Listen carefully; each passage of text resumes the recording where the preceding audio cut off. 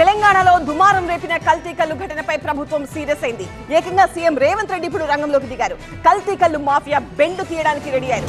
దీనికి సంబంధించిన అప్డేట్స్ మనం బ్రేకింగ్ న్యూస్ లో చూస్తున్నాం. కల్తీ కల్లు ఘటనపై ముఖ్యమంత్రి సీరియస్ అయ్యారు.